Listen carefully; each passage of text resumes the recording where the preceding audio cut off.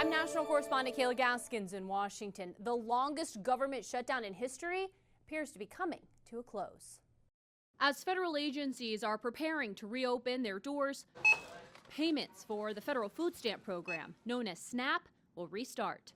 It's unclear, though, exactly how quickly funds will be dispersed, but the bipartisan deal fully funds SNAP through September 30th of 2026. Families in need will get back to receiving their food purchasing assistance, and the people's government will soon be back open for business. It's back to work for all federal employees who will finally receive back pay after weeks without a paycheck. Air traffic controllers were among the essential workers who kept working without pay, but as the shutdown dragged on, more began calling in sick, causing staffing shortages that resulted in around 10,000 flight cancellations just since Sunday. Safety is the #1 issue. I want you to get safely to where you're flying.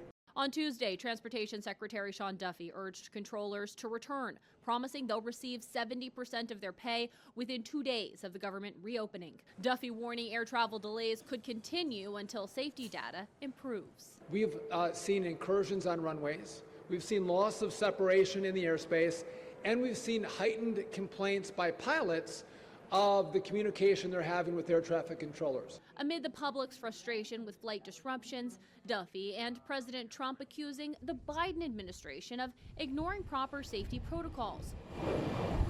Former Transportation Secretary Pete Buttigieg responding on X. This is a system that was in pretty rough shape by the time he lost in 2020 and we took it over.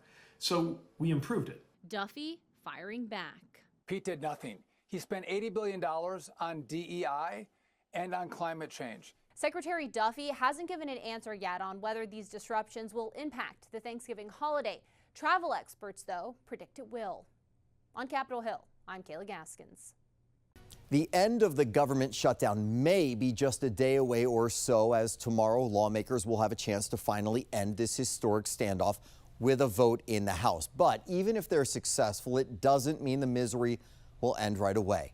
Critical services like air travel will still be under duress. Flights continue to be canceled and delayed.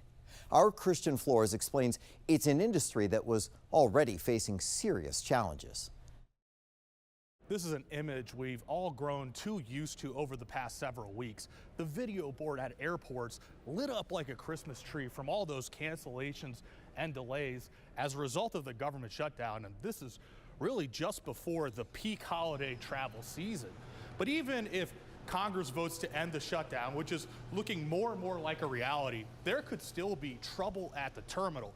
Here's what I'm talking about. We've been talking with experts, former air traffic controllers, as well as passengers. And one question that keeps popping up is, will there be enough staffing at air traffic control towers?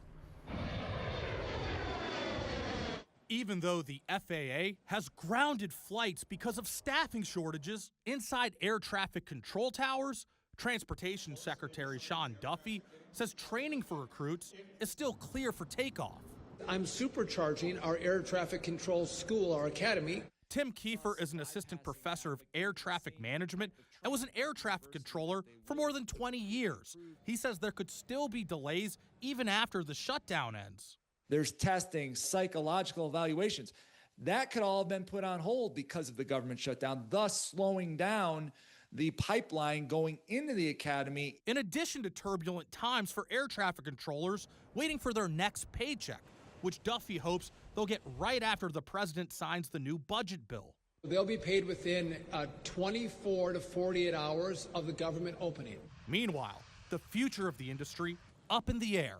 It actually could deter people from jumping into this profession because now they look at it as, well, I don't have some security because maybe I'm not going to get a paycheck. Christian Flores, 7 News.